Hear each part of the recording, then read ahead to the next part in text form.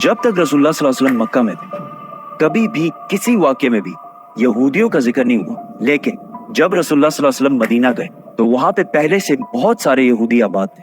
अब क्वेश्चन ये है कि मदीना में इतने सारे यहूदी आए कहां से, क्योंकि यहूदियों को 1000 साल पहले से पता था कि बहुत जल्द मदीना और उसके आसपास एक पैगंबर आने वाला है। आज से तकरीबन 70 साल पहले 3 अरबी शेफर्ड्स फलस्तीन के पहाड़ों में अभी घूम फिर रहे थे कि अचानक उन्हें दूर से एक पहाड़ में एक गार, एक केव देखा। वो उस केव के अंदर गए और उन्होंने देखा कि उस केव में सिर्फ 2 जार्स पड़े हुए। उन्होंने ये जार्स खोल के देखे तो अंदर पुराने जमाने की कुछ पेपर्स और स्क्रोल्स पड़े हुए।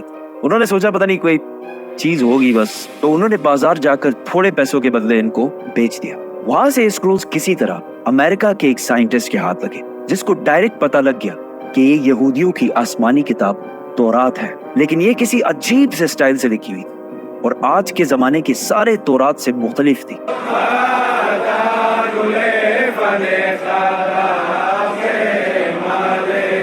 तो उस साइंटिस्ट जॉन सी ट्रेवर ने इन पेपर्स को उस जमाने के सबसे पुराने तौरात जो 1800 साल पुराना था उससे कंपेयर किया, और इन दोनों तौरात का स्टाइल और अंदाज बिल्कुल एक जैसे था।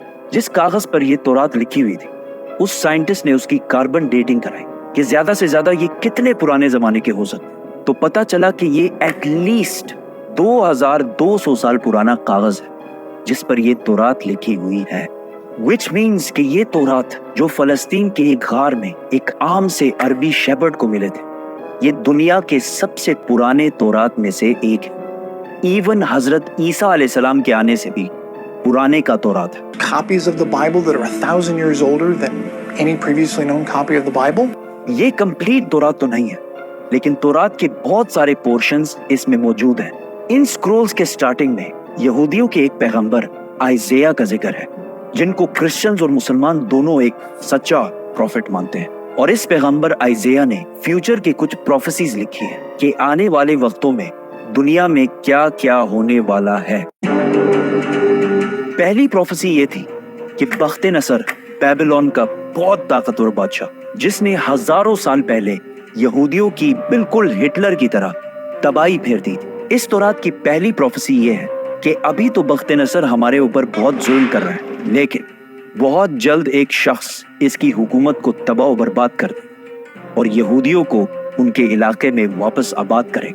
ये प्रोफेसी इस तौरात से भी 300 साल पहले पूरी हो चुकी थी, साइरस द ग्रेट की शक्ल में, जो ईरान का एक बहुत ताकतवर बादशाह था, जिसको आज बहुत सारे मॉडर्न इस्लामिक स्कॉलर्स जुल्करनैन भी समझते हैं। Actually, he was Cyrus.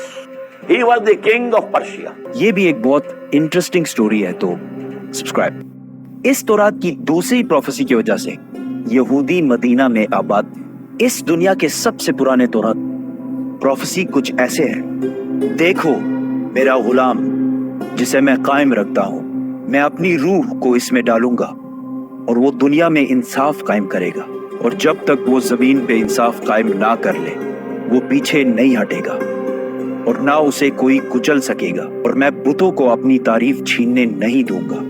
और जिन आबादियों में कैदार के लोग रहते हैं खुश हो जाएं। कैदार, कैदार, इसको याद रखें। सेला के लोग पहाड़ के ऊपर चढ़कर चीख चीख कर खुशी के नारे लगाएं। Let them give glory to their Lord. Now, let's break this down.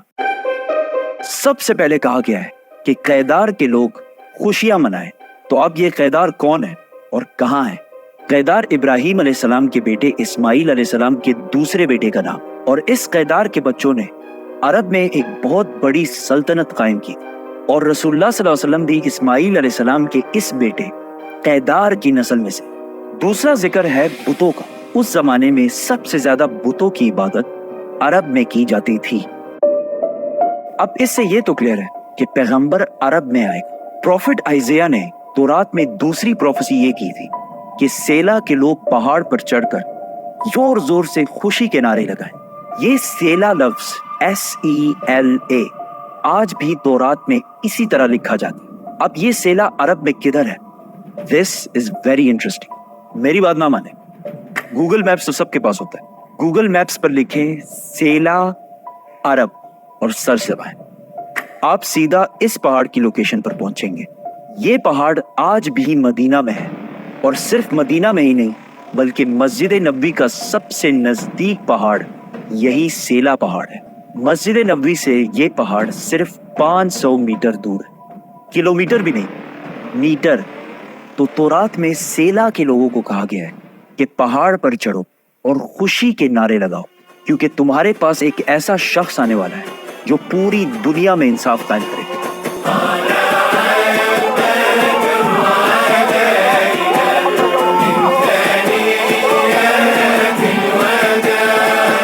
और ये सब कुछ तौरात में यहूदियों को पहले ही बता दिया गया। यहूदियों को इस बात का पूरा अंदाजा था कि बहुत जल्द मदीना में एक पैगंबर आने वाला है। तो आहिस्ता आहिस्ता बहुत सारे यहूदी फलस्तीन से मदीना और इसके आसपास शिफ्ट होना शुरू हुए कि काश हम उस पैगंबर से मिल सकें।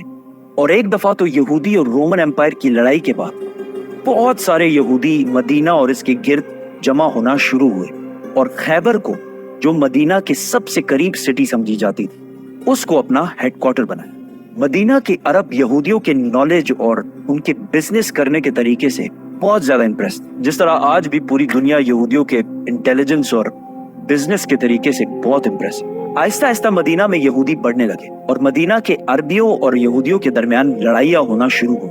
और हमेशा यहूदी मदीना के अरबियों को कहते थे कि आज तो तुम लोगों ने जो करना है कर लो, लेकिन जब हमारा पैगंबर आएगा तब हम तुम लोगों को नहीं छोड़ेंगे। मदीना के अरबी हमेशा इस बात से डरते थे कि कहीं वाकई इनका प्रॉफिट आके हमें खत्म ही ना कर दे।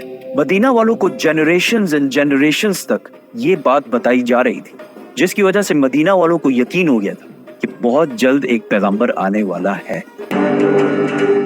इस सब के दरमियान अचानक एक दिन मक्का से एक आदमी मदीना आया जिसका नाम था मसअब बिन उमैर, और उन्होंने मदीना के लोगों को इस्लाम की दावत दी और बताया कि मक्का में एक अरबी पैगंबर आया है जिसकी बात कोई भी मक्का में नहीं माना। ये सुनकर मदीना वाले हैरान हो गए कि एक अरबी बोलने वाला पैगंबर, हो सकता है ये वही पैगंबर है जिससे यहूदी हमें बार बार डराते रहते।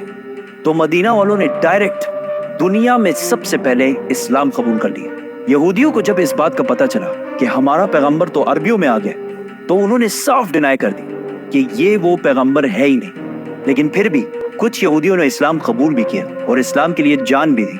और तौरात में मोहम्मद सल्लल्लाहु अलैहि वसल्लम के बारे में जो पहले से कहा गया था, ये भी यहूदी जो मुसलमान हो गए थे, ये भी उन्हीं यहूदियों ने डिस्कवर किया।